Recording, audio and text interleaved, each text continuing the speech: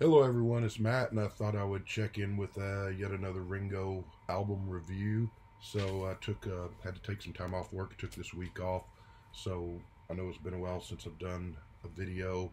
Maybe if you're unlucky, you might see me again this week. Might have some more Ringo reviews, might have some movie reviews, or something else. We'll see. But anyway, um, we continue on our journey through these Ringo albums, and he did make a truckload of albums, I'll say that. There's still, I think, 4 albums to go after this, counting the new one, which will be out, I think, this Friday. I've got that ordered, should have it. So maybe I'll be reviewing the new album before all this is said and done. But for now, we are up to January 12th, 2010, and the Y-Not album came out. Got to number 58 in the States, which by Ringo Starr, especially his late period albums, that's actually a pretty good showing. Um, Sad to say, but 58's not bad compared to what some of his other later albums did. So just show you, there's the front cover, there's the back cover. It's a gate, I guess. Maybe that's the Ringo's stately manner or something, I don't know. The inner sleeve, you've got these pictures, and then there's the song listing and who plays what on what song. Kind of a nice shot of just Ringo's lapel with the button on there. And you have the album itself. And this, from here on out, all his albums are on vinyl, because quite a few of them before that, 3 or 4 of them before that, had only been CD released. So kind of a neat label, the contrasting black and white pattern with the star. I like the cover of this one. There was, I don't remember, it wasn't something about the Beatles, or it's one of the podcasts I listened to, 5 or 6 Beatle podcasts. I can't remember which one it was, but one of them, the most recent one, was the hosts talking about their favorite solo Beatle album covers. And I think on Ringo, really once you get past, I don't know, maybe Time Takes Time, the album covers unfortunately get pretty generic. Most of them seem to just be a picture. They just stand Ringo in front of a wall and tell them to flash the peace sign and take the picture, and there's your album cover by and large. But this one is exactly that, minus the peace sign in this case. But just the color pattern, the black and white, and the black and white polka dots on the shirt, and all, just sort of a kind of works. Back cover, nothing exciting about that. One thing I don't like, and this was in the albums before this, the 3 or 4 albums before this that were CDs, they all have this in the booklet, this little squares with different pictures in it. For some reason, I guess it's Ringo that is behind the art design on these things, maybe not, but whoever is behind it seems to like these little pictures in the squares. And there's been done now on the past, this album and the past 4 or 5 albums before it. So that's getting a little old, and it really wasn't all that eye-catching to begin with, I didn't think. But we'll see if that continues on the albums from here on out. Like I said, I did like that, and I like the label. So everybody, a lot of people telling me, saying that the later Ringo albums just, you kind of forget them after you play them. They all sound the same. They're just pretty blasé and workmanlike, which so far I have not found that to be entirely the case, because while there are some ho-hum songs on these later albums, and to be honest, on his earlier albums too, but I'm finding quite a few little gems on these albums, and you could cherry pick and of his albums from Time Takes Time up to present, I think, and you could put together probably a couple of albums worth of really good material that I think would be right up there with the Ringo album, because there's quite a few good songs. And of course, and I've said this on all these reviews, so you know you're bored to death of hearing me say it, but past about 75, 76, the radio lost interest and quit playing Ringo, so people didn't hear it, his new stuff, very, very often. And so it showed in the charts, which he basically didn't chart or charted way low and sold very few albums. And that's a shame because I think that there are quite a few songs on, and there's so many albums, but I mean, there's quite a few songs that had they gotten radio play, had they gotten out there before the public and promotion, I think he would have had several more hits than he did. And some of them are really good songs, so it's just kind of a shame. But let's get into this one and see if that holds true, or if this is the album where things start to get just sort of churning out product and boring. So you always got guest stars on a Ringo album. This time you got Paul. He plays bass on a song, Pipe Dream. He plays bass on, and he sings with not really a duet so much, but he sings with Ringo on Walk With You. Joe Walsh shows up. Van Dyke Parks is here. Richard Marx and Joss Stone. So all the songs are written by Ringo again, as they have been for the last few albums. Writing with other people, of course, as he always does for the most part. So let's just get into the music.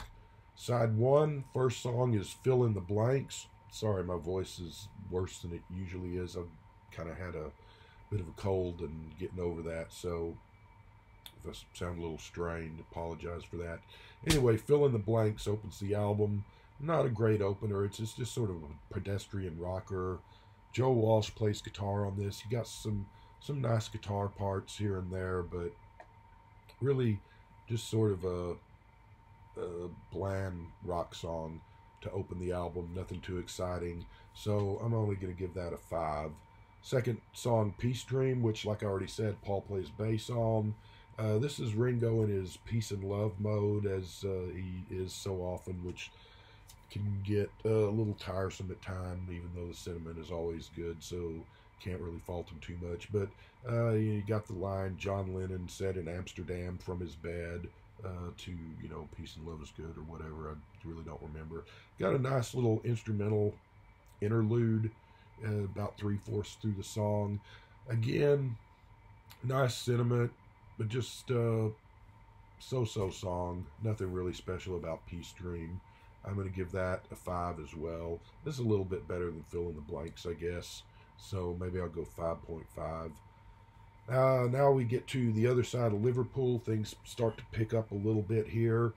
This is and the other thing besides the peace and love thing that Ringo does a lot, maybe too much in some cases, is refer back to the Beatles, refer back to Liverpool, refer back to Beatles song titles. And that's what he's doing here, except that he's harkening back to the old days, the pre-Beatle days, the Rory and the Hurricane days, and the friends that he knew before he was, even in Rory and the Hurricanes, before he was a musician and stuff, and just early days in Liverpool growing up and all.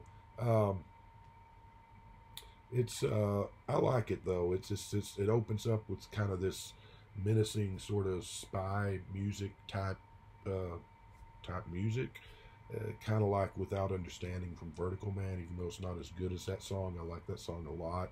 This one's good, but it's not quite that good. At times, though, the song kind of falls into a bad late 80s power ballad sound, but the rush and the intensity of the sort of, I guess, spy sounding music, for lack of a better term, sort of brings it up to speed and wins out. So I'm going to give The Other Side of Liverpool a 7.5. It's a good, catchy, fun song.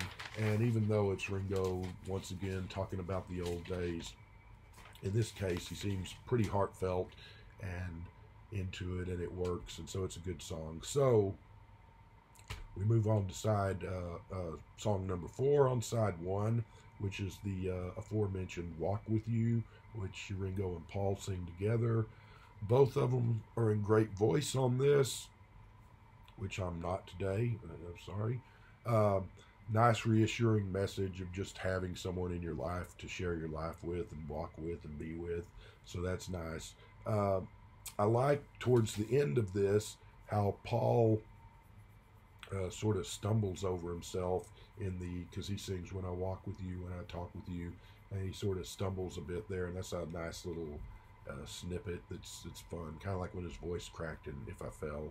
Neat little touch. Anyway, "Walk with You." I found myself, I've been playing this album quite a bit. When I got this album several years ago, and I didn't play it too often. When I did, I pretty much enjoyed it. Finding when I've been playing it lately, I haven't enjoyed it as much as I remembered enjoying it a few years ago. Unfortunately, I wasn't, like I said, I hadn't played it too much, so I remember this getting a little bit of airplay on Little Steven's Underground Garage, but wasn't too over familiar with most of the tracks on here, other than "Walk with You," which I remembered. And I really like the song. I'm going to give it an 8.5. I've found myself in the last few days, that song's been playing through my head as I'm going about doing my business. And just a nice song. I really like it. And with the new "Grow Old With Me," Ringo and Paul, the John Lennon song, you really can't hear Paul. I guess if you put headphones on or something, maybe you can. But here, they're both up front. You can hear them both clear as a bell. They're both in great voice. And just a really good song. I think this might be the best song on the album. But we'll find out. Let's keep going. Side one wraps up with the fifth track, which is called "Time." Opens with kind of a funky bass. It's a jaunty blast of sort of mid-level energy music. The message is, live for today and take advantage of the time you have now, which actually Pink Floyd did a better job in this sphere with a song by the same title on their Dark Side of the Moon album than Ringo's "Time" does. But it's a nice little shuffle of a song. Chugs along. It's enjoyable. I'm going to give it a 6.5. And with that, we turn the record over, go to side two, and, well, let's see what happens on side two.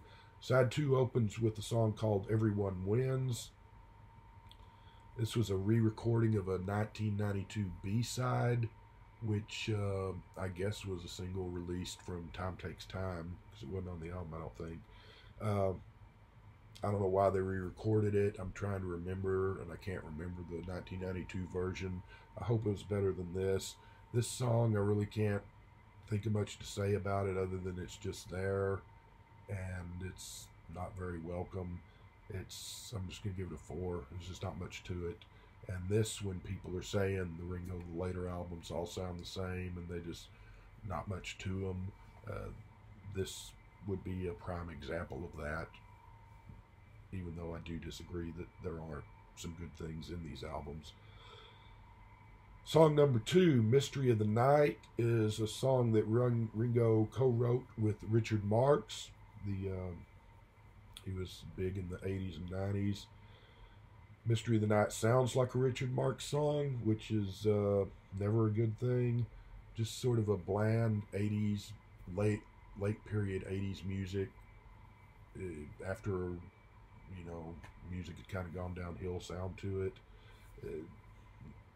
I could go on and on, but the song's no good. I'm going to give it a 3, and that's being a little bit generous on my part. So we go to the third song, "Can't Do It Wrong." Things pick up a little bit. It's a bluesy honky-tonk sort of song where Ringo's always got a country-sounding song on every album, and this is the one that provides that here. It's musical cliches as all get out throughout this song. Not a very memorable song, but it works as a deep album track. It's not so bad. I'm going to give it a 6. It's a funny song because it's nothing really great, but it's one of those songs that when it's on, you're listening to it, you enjoy it. 2 seconds after it's over, if someone asks you to hum it, you couldn't because you would have already forgotten it. It's that type of song. But I'll give it a 6, which might be a little high. It's fun while it's on, and just sort of a good old bluesy country sounding thing. Fourth song is the title song, "Y-Not." It's got a really cool bass and drums. Ringo singing with some kind of effect on his voice that's kind of fun. In this case, it works. Not particularly catchy or memorable, but strangely still a pretty good song.